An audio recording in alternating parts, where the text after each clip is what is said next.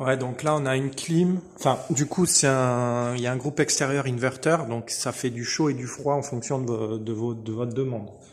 Si vous êtes en été ou si vous êtes en hiver. Là, pareil, on a un groupe intérieur ici, une unité pardon intérieure et son thermostat d'ambiance. Pour le thermostat d'ambiance, vous voyez, il y a différentes consignes en fonction de si on est en mode chaud ou froid.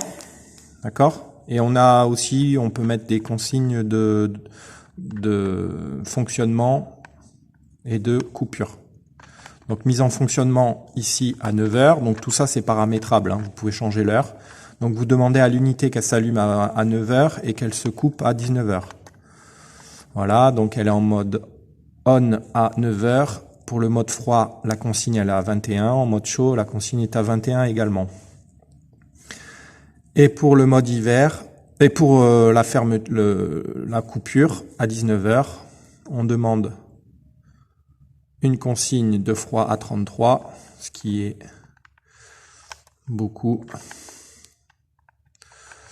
On va baisser quand même. Et après, on a une consigne de froid à 33, une consigne de chaud à 10 degrés. Mais ça, c'est modifiable. Hop. Voilà. Donc, par contre, ce qui est important, c'est qu'ici, voilà, ça c'est le mode froid, ça c'est le mode chaud.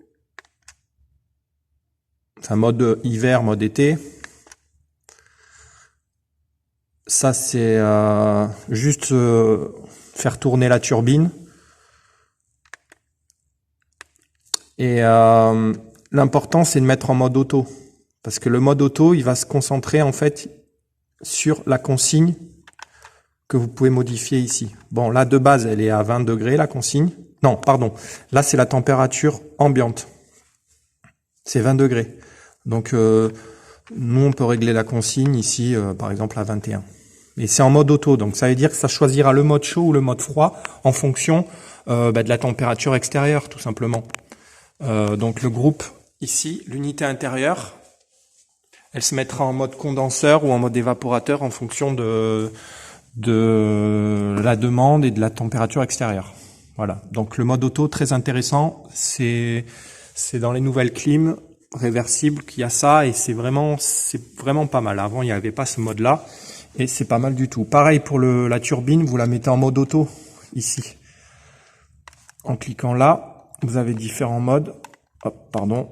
Niveau 5, donc ça tourne tout le temps à pleine vitesse. Niveau 4, niveau 3, niveau 2. Et l'intérêt de la mettre en mode auto, c'est qu'elle va s'ajuster en fonction de la charge,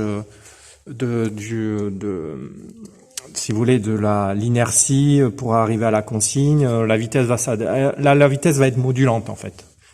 Elle va être modulée en fonction de la vitesse à laquelle on arrive à la consigne, quoi.